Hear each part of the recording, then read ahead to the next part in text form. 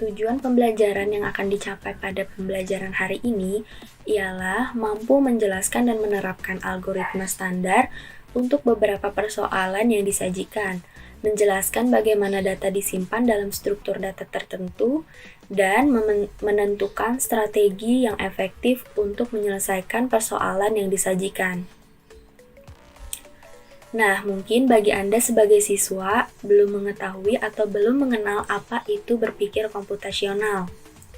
Berpikir komputasional di sini kita akan berlatih berpikir seperti seorang ilmuwan informatika.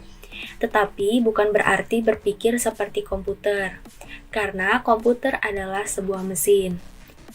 Kegiatan utama dalam berpikir komputasional ialah menyelesaikan masalah atau yang biasa disebut dengan problem solving, untuk menemukan sebuah solusi yang efisien, efektif, dan optimal, sehingga solusinya bisa dijalankan oleh manusia maupun mesin.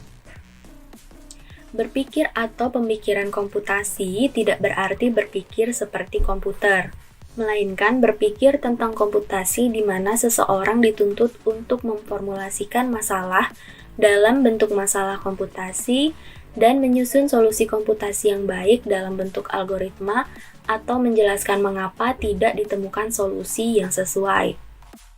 Dengan kata lain, kegiatan dengan berpikir komputasional adalah mencari strategi untuk mengatasi persoalan apa yang akan diselesaikan. Sebetulnya, hampir semua persoalan sehari-hari mengandung komputasional, yang sehingga bisa diselesaikan dengan bantuan mesin komputer. Sebagai contoh ialah penggunaan robot atau mesin-mesin dalam melakukan proses penjualan di sebuah restoran atau di sebuah swalayan. Nah, kalian bisa melihat video contohnya pada video berikut ini.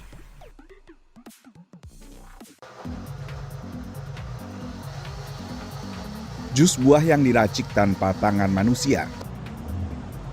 Itulah teknologi masa depan yang sudah dikembangkan saat ini oleh sebuah usaha rintisan di Silicon Valley, California. So Blended is a completely autonomous and contactless robotic kiosk that prepares healthy, fresh, and delicious smoothies that you can customize to your taste. Dulu teknologi seperti ini mungkin dianggap barang mewah, tapi di era pandemi dan pembatasan sosial, semakin banyak perusahaan meliriknya.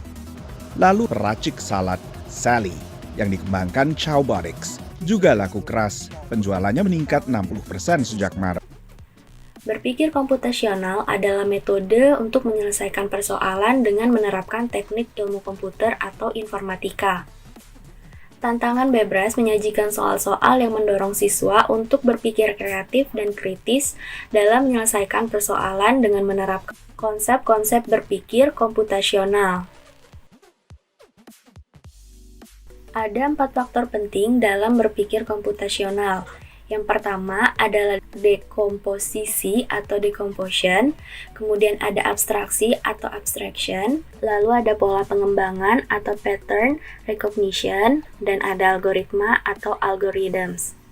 Yang pertama adalah abstraksi. Abstraksi adalah proses untuk memperoleh intisari dari sebuah objek, menghilangkan kebergantungannya pada objek-objek dunia nyata yang pada mulanya mungkin saling terkait, dan memperumumnya sehingga ia memiliki terapan-terapan yang lebih luas atau bersesuaian dengan penjelasan abstrak lain untuk gejala yang setara. Kemudian yang kedua ada dekomposisi. Dekomposisi ialah memecah masalah menjadi lebih kecil sampai ke pokok sebuah masalah sehingga kita bisa menyelesaikan suatu masalah tersebut dan dapat menyelesaikannya satu persatu dan mengidentifikasi perbagian dari mana masalah itu datang. Yang ketiga ada pola pengembangan, yaitu mencari pola yang biasanya di dalam sebuah masalah terdapat pola-pola tertentu untuk memecahkannya. Nah, di situ kita dituntut untuk mengetahui sendiri bagaimana pola dari permasalahan tersebut. Kemudian algoritma.